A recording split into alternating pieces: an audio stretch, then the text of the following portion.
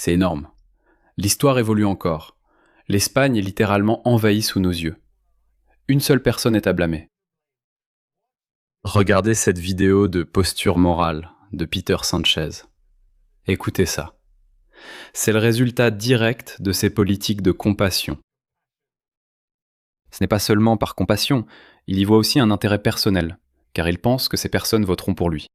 On dit parfois que nous sommes allés trop loin, que nous allons à contre-courant. Mais j'aimerais vous demander, quand la reconnaissance des droits est-elle devenue quelque chose de radical? Oui, il a reconnu leurs droits. Regardez, ils prennent d'assaut. Ils sont en train de prendre d'assaut. J'ai des vidéos à te montrer. Ils scandent Allah Akbar sur les plages, dans les rues. Ils ont déjà commencé à s'introduire de force dans les maisons des citoyens espagnols. C'est digne d'un cauchemar, les gars. Depuis quand l'empathie est-elle devenue exceptionnelle? L'Espagne est avant tout un pays accueillant. Et c'est la voie que nous choisissons. La dignité, la communauté et la justice. Waouh! Cela a donc abouti à cela. Les autorités locales ont complètement perdu le contrôle, et elles supplient Madrid d'intervenir, d'envoyer l'armée. Regardez cette vidéo, elle provient du gouvernement local de Ceuta. Je vais lire l'accord adopté aujourd'hui par la Junta Kyoto. Donc un accord qui a été adopté à l'unanimité de tous les porte-paroles. Il dit ceci. La Junta des porte-paroles, en réunion extraordinaire et urgente, tenue aujourd'hui, le 30 juillet 2026. Compte tenu du saut qualitatif qui s'est produit dans l'entrée massive et persistante de migrants dans notre ville, aggravé ces dernières heures par l'entrée à pied en contournant la digue du Tarajal et de manière tout aussi massive, considère urgente et inajournable l'adoption par le gouvernement de la nation des mesures suivantes. Premièrement, la déclaration d'urgence nationale, selon la réglementation sur la sécurité nationale. Deuxièmement, renforcement des forces de sécurité de l'État et déploiement de l'armée pour assurer l'inviolabilité de la frontière et la sécurité des citoyens. Troisièmement, la fermeture de la dite frontière. En même temps, nous voulons transmettre à l'ensemble des citoyens sérénité et calme. Ce n'est pas la première fois que Ceuta se trouve dans une situation limite comme celle-ci. Mais, comme lors des précédentes, également dans ce cas, la société de Ceuta donnera et donne déjà un exemple de maturité, de solidarité et de force. Ensemble et unis, nous irons de l'avant. Ils ont donc demandé l'intervention de l'armée. Ils disent aussi que c'est pas la première fois que le col de Khyber connaît ce genre de situation. Je ne sais pas, je ne suis pas un expert. Maintenant, laissez-moi vous montrer à quoi ressemblent les rues du col de Khyber et de Mala en ce moment. Donc des envahisseurs montent activement des échelles pour pénétrer dans les maisons des habitants du col de Khyber. Des migrants marocains sont en ce moment en train de grimper des échelles et d'essayer de forcer l'entrée des maisons du quartier. Regardez cette vidéo. Regardez ceci. Il a mis une échelle contre le mur et entre chez quelqu'un, au premier étage. Appartement. Regarde ça. Il est en train de s'introduire par effraction. Imagine qu'il y a une vieille femme ou une femme là-dedans. Une jeune femme avec des enfants. Regarde. Aucun homme là-dedans pour y aller. Désolé. Allez-vous-en. Regarde ça. Il y en a encore, les gars. Regardez ce type. Ce gars affirme devant la caméra être un meurtrier recherché au Maroc. Il a donc pensé, l'Espagne, je suis venu en Espagne.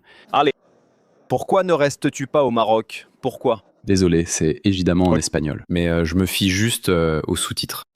J'ai vu cette légende sur d'autres comptes aussi, voilà. Des voitures sont en train d'être incendiées. Regarde ça. Des gardes sont en train d'être brûlés vifs près de l'enclave espagnole de Melilla, alors que les troubles se propagent le long de la frontière. Des migrants marocains auraient incendié des véhicules près de la frontière de Melilla. Le nord de l'Espagne, une autre enclave nord-africaine. Suite à l'afflux à Ceuta, plus de 1500 personnes ont contourné la barrière à la nage en une journée, poussant les autorités locales à déclarer une urgence migratoire. Pourquoi ça arrive, les gars? Pourquoi ça arrive? Regardez ça. Nous n'avons aucune information confirmée concernant des blessés, des arrestations ou l'ampleur des incendies. Mais ça se passe. Regardez ça. Jésus. Regardez ça. Je parle souvent de la façon dont les gens peuvent être blessés à cause de leurs croyances ou de leur idéologie. Mais il existe un autre type de préjudice qui se produit discrètement, sans que la plupart des gens ne s'en rendent compte. Je parle de la collecte et de la vente de vos données personnelles. Et si je vous disais que votre adresse personnelle, votre email, votre numéro de téléphone et même des informations sur votre famille pourraient déjà être en ligne sans que vous le sachiez. Chaque jour, des courtiers en données et des sites web publics collectent, publient et vendent des informations personnelles. Cela peut entraîner du spam, des arnaques, des vols d'identité et même mettre votre vie privée en danger. C'est pourquoi j'aime Incogni.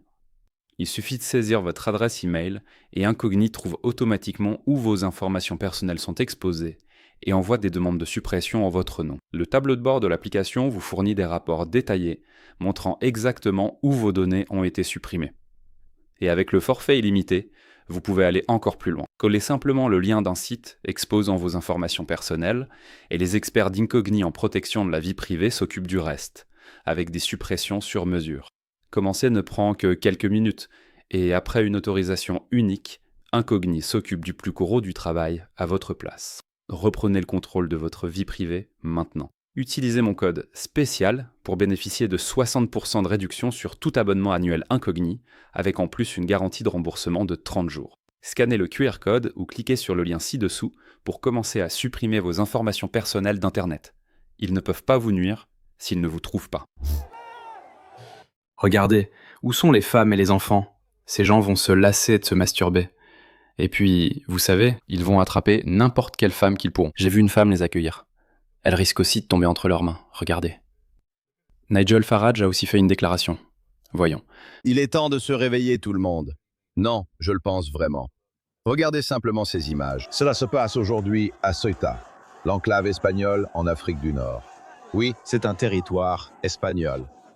Des dizaines de milliers de personnes, peut-être plus, forcent l'entrée de cette petite partie de l'Espagne. Les autorités semblent impuissantes.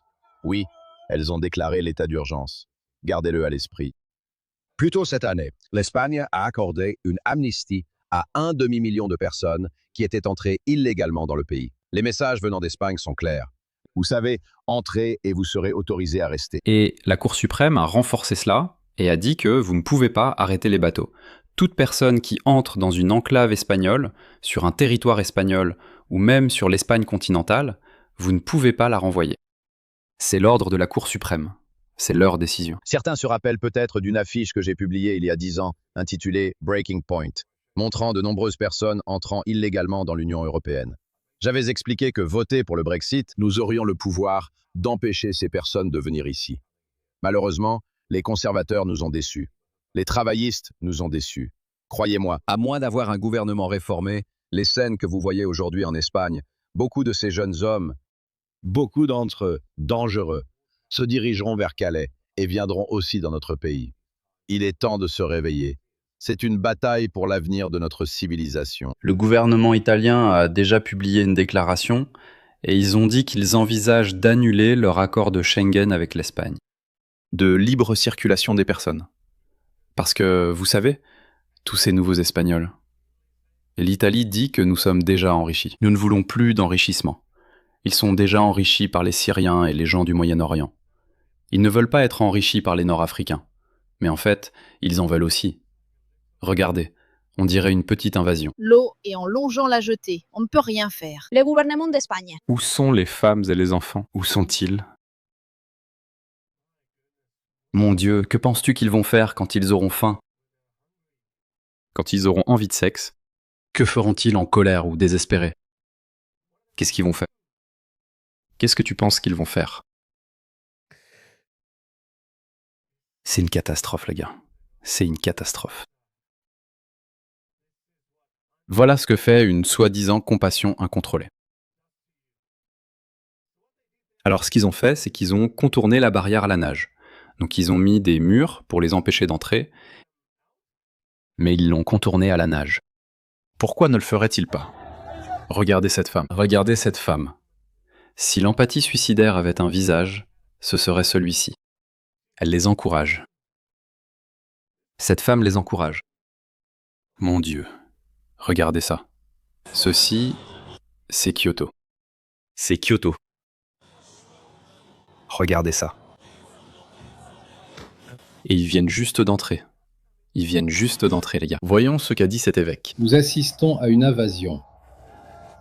Il n'y a pas de réfugiés. Non, c'est une invasion, une islamisation massive de l'Europe. Et donc, c'est un agenda politique mondial des puissants de ce monde pour détruire l'Europe culturellement et religieusement. Je veux dire, pour détruire le christianisme, en fin de compte, en Europe. Ce sale Sanchez. Regardez les images aériennes, les gars. Regardez ça. Regardez ça.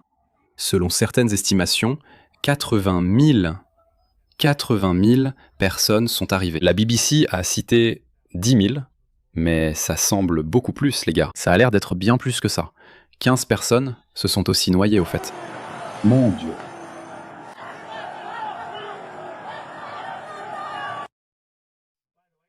Au fait, il est important de dire à certains d'entre vous que l'Espagne, qui est anticolonialiste, qui affirme être tellement en faveur de Gaza au nom de l'anticolonialisme, de l'opposition au colonialisme de peuplement. Voilà ce que fait l'Espagne. C'est un territoire espagnol. Regardez, c'est en réalité sur le sol marocain. Oui. Mais c'est un peu plus compliqué, donc je ne vais pas accabler l'Espagne. L'Espagne a acquis ces territoires au XVe et XVIe siècle, bien avant que le royaume du Maroc n'obtienne son indépendance en 1952. Et les habitants de Ceuta et Melilla, divers sondages et résultats électoraux ont montré que la grande majorité des habitants ne veulent pas faire partie du Maroc. Regardez ça. La BBC vous dira qu'il n'y en a que 5 000. 10 000, pardon. Je crois qu'ils ont augmenté le chiffre à 10 000. Au début, ils disaient 5 000. Regardez ça. Un détecteur de retardés. Maintenant, regardez, voici ce qu'a dit Pedro Sanchez. Le gouvernement espagnol est pleinement engagé à apporter une réponse immédiate à la situation à Ceuta. Nous mobilisons toutes les ressources, collaborons avec les autorités marocaines et internationales et préparons des mesures pour rétablir la normalité rapidement. Je viens de transmettre cela au président Juan Vidal Lara. Qui est-ce ? Oui, son président. Il est temps de élaborer des solutions avec responsabilité et coopération. Mon Dieu, ça y est, espèce de salaud, connard. Tu as créé ce chaos. C'est un traître. C'est un traître, les gars. Regardez-le. Qu'est-il arrivé à son... Quoi ? Et ce message ? Qu'est-il arrivé à ce message ? Certains disent que nous sommes allés trop loin, que nous allons à contre-courant. Mais j'aimerais vous demander, quand la reconnaissance des droits est-elle devenue quelque chose de radical? Ouais. Qu'est-ce que tu veux dire maintenant ? Qu'est-ce que tu veux dire maintenant ? Qu'est-ce que tu veux dire par ça, maintenant ? Nous mobilisons toutes les ressources nécessaires. Quoi ? Tu as reconnu les droits des gens. Tu es en train de reconnaître des droits. Qu'est-ce que tu veux dire ? Quand tu fais juste preuve d'empathie, il n'y a rien de radical là-dedans. Quand l'empathie est-elle devenue quelque chose d'exceptionnel? L'Espagne est avant tout un pays accueillant. Que veux-tu dire ? Tu as dit que l'Espagne est accueillante. C'est quoi ce délire ? Il devrait être emprisonné. Vous avez dit que l'Espagne est un pays accueillant. Pourquoi mobilisez-vous toutes les ressources nécessaires pour rétablir la normalité ? Les gars, c'est ce que je dis. Leur vision du monde s'effondre juste devant eux, tout autour d'eux. Leur récit s'effondre aussi, mais ils nous entraînent aussi dans leur chute. C'est de la trahison. J'ai dit, enfin, nous avons. Je ne suis pas le seul. Je suis sûr que tu dis la même chose. Tout le monde. Nous tous, ceux qui réfléchissent voient bien que cela échouera. C'est une trahison. Et vous détruisez la civilisation occidentale. Et parce que vous faites partie de la civilisation occidentale, c'est pour ça que si vous tombez, vous nous affaiblissez aussi. Il devrait être jugé pour trahison. Ce juge de la Cour suprême a affirmé qu'il ne pouvait pas être renvoyé selon la décision de la Cour. J'ai lu ça sur la BBC. Regardez ça. Laissez-moi vous montrer. La Cour suprême d'Espagne a jugé ce mois-ci que les migrants interceptés en mer, en tentant de rejoindre Ceuta, Melilla ou toute enclave espagnole, ne peuvent pas être renvoyés sommairement au Maroc. Donc, selon la décision de leur Cour suprême, toutes ces personnes qui sont arrivées, c'est tout. Ils doivent vivre ici, maintenant. Il n'y a aucune procédure légale pour les renvoyer. Qu'est-ce qu'ils vont faire ? Voilà où la politique de gauchistes fous les a menés. On doit le faire. Comme l'a dit Nigel Farage, les gars, ça va arriver au Royaume-Uni, ça va arriver partout. Ces gens suicidaires, empathiques et compatissants ne vont pas s'arrêter. Vous avez vu cette femme leur faire signe d'entrée. Des milliers de ces personnes sont dans les environs.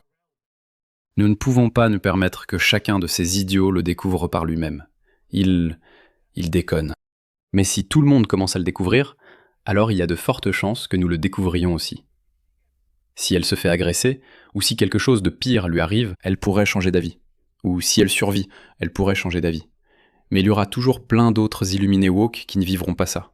Donc, la seule façon pour qu'ils changent tous d'avis, c'est qu'ils passent tous par cette expérience.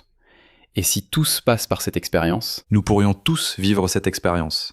Mais alors, il serait peut-être trop tard. Par conséquent, nous devons mobiliser notre récit pour la préservation de la civilisation occidentale. C'est le seul récit qui doit réussir maintenant.